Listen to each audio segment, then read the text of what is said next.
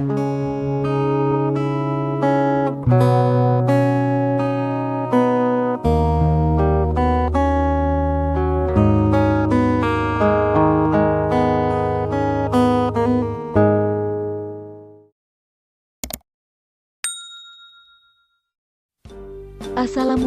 warahmatullahi wabarakatuh.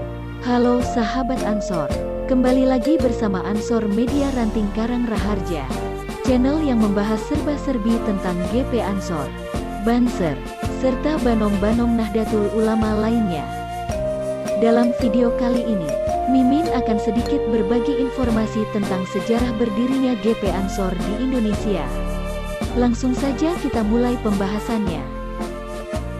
Kelahiran Gerakan Pemuda Ansor diwarnai oleh semangat perjuangan, nasionalisme, pembebasan, dan etos kepahlawanan.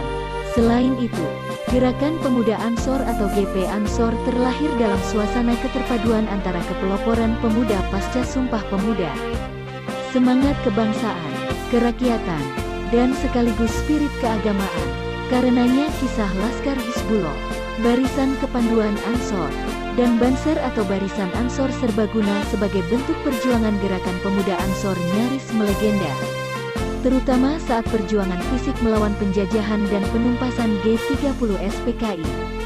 Peran Gerakan Pemuda Ansor sangat menonjol. Gerakan Pemuda Ansor dilahirkan dari rahim Nahdlatul Ulama dari situasi konflik internal dan tuntutan kebutuhan alamiah.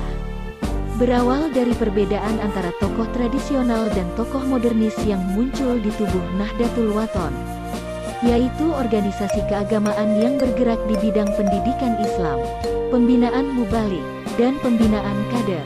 Tokoh tradisional Kiai Haji Abdul Wahab Hasbullah dan Kiai Haji Mas Mansur yang berhaluan modernis, akhirnya menempuh arus gerakan yang berbeda justru saat tengah tumbuhnya semangat untuk mendirikan organisasi kepemudaan Islam.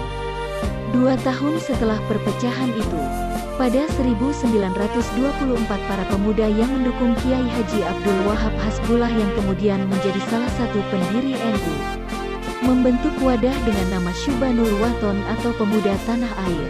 Organisasi inilah yang menjadi cikal bakal berdirinya Gerakan Pemuda Ansor setelah sebelumnya mengalami perubahan nama seperti Persatuan Pemuda Nahdlatul Ulama atau PPNU, Pemuda Nahdlatul Ulama atau PNU, dan Ansor Nahdlatul Ulama, ANO.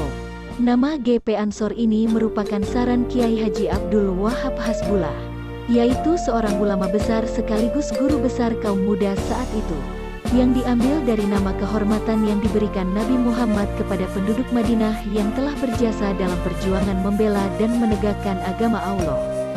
Dengan demikian, ANO dimaksudkan dapat mengambil hikmah serta tauladan terhadap sikap, perilaku, dan semangat perjuangan para sahabat Nabi yang mendapat predikat Ansor tersebut. Gerakan ANO yang saat ini disebut GP Ansor harus senantiasa mengacu pada nilai-nilai dasar sahabat Ansor, yakni sebagai penolong, pejuang, dan bahkan pelopor dalam menyiarkan, menegakkan dan membentengi ajaran Islam. Inilah komitmen awal yang harus dipegang teguh setiap anggota ANO atau GP Ansor. Meski ANO dinyatakan sebagai bagian dari Nahdlatul Ulama, namun secara formal organisatoris belum tercantum dalam struktur organisasi Nahdlatul Ulama. Hubungan ANO dengan Nahdlatul Ulama pada saat itu masih bersifat hubungan pribadi antar tokoh. Barulah pada Muktamar NU ke-9 di Banyuwangi, tepatnya pada tanggal 10 Muharram 1353 Hijriah atau tanggal 24 April tahun 1934. ANO diterima dan disahkan sebagai bagian pemuda Nahdlatul Ulama, dengan pengurus saat itu antara lain, Ketua Kiai Haji Muhammad Thohir Bakri, Wakil Ketua Kiai Haji Abdullah Ubaid, serta Sekretaris Kiai Haji Ahmad Barowi dan Abdus Salam. Dalam perkembangannya, secara diam-diam khususnya ANO Cabang Malang mengembangkan organisasi gerakan kepanduan yang disebut BANU atau Barisan Ansor Nahdlatul Ulama, yang saat ini disebut Banser atau Barisan Ansor Serbaguna. Dalam Kongres kedua ANO di Malang tahun 1937. Di kongres ini BANU menunjukkan kebolehan pertama kalinya dalam baris berbaris dengan mengenakan seragam dengan Komandan Muhammad Syamsul Islam yang juga Ketua ANO Cabang Malang. Sedangkan instruktur umum Banu Malang adalah Mayor TNI Hamid Rusdi.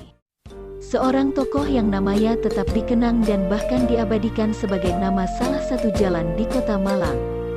Salah satu keputusan penting pada Kongres kedua ANO di Malang tersebut adalah didirikannya Banu di tiap cabang ANO. Selain itu, juga untuk menyempurnakan anggaran rumah tangga ANO terutama yang menyangkut soal Banu. Pada masa kependudukan Jepang, organisasi-organisasi pemuda diberangus oleh pemerintah kolonial Jepang termasuk ANO. Namun setelah revolusi fisik tahun 1945 sampai tahun 1949, tokoh ANO Surabaya yaitu Muhammad Husaini Tiwai mengemukakan ide untuk mengaktifkan kembali ANO. Ide ini mendapat sambutan positif dari Kiai Haji Wahid Hasyim. Maka pada tanggal 14 Desember tahun 1949 lahirlah kesepakatan membangun kembali ANO dengan nama baru yaitu Gerakan Pemuda Ansor atau yang lebih dikenal dengan nama GP Ansor. Dan sampai saat ini, GP Ansor telah berkembang sedemikian rupa menjadi organisasi kemasyarakatan pemuda di Indonesia yang memiliki watak kepemudaan, kerakyatan, keislaman dan kebangsaan. GP Ansor hingga saat ini juga telah berkembang memiliki 433 cabang di tingkat kabupaten atau kota. Di bawah koordinasi 32 pengurus wilayah di tingkat provinsi hingga ke tingkat desa. Ditambah lagi dengan kemampuannya mengelola keanggotaan khusus Banser atau Barisan Ansor Serbaguna yang memiliki kualitas dan kekuatan tersendiri di tengah masyarakat. Di sepanjang sejarah perjalanan bangsa, dengan kemampuan dan kekuatan tersebut, GP Ansor memiliki peran strategis dan signifikan dalam perkembangan masyarakat Indonesia. GP Ansor mampu mempertahankan eksistensi dirinya, mampu mendorong percepatan mobilitas sosial, politik dan kebudayaan bagi anggotanya, serta mampu menunjukkan kualitas peran maupun kualitas keanggotaannya. GP Ansor sampai saat ini tetap eksis dalam setiap episode sejarah perjalanan bangsa, dan tetap menempati posisi dan peran yang strategis dalam setiap pergantian kepemimpinan nasional.